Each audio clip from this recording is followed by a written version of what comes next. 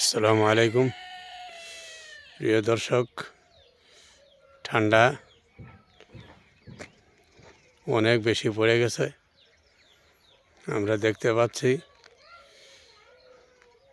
যে কেমন উস পড়তেছে।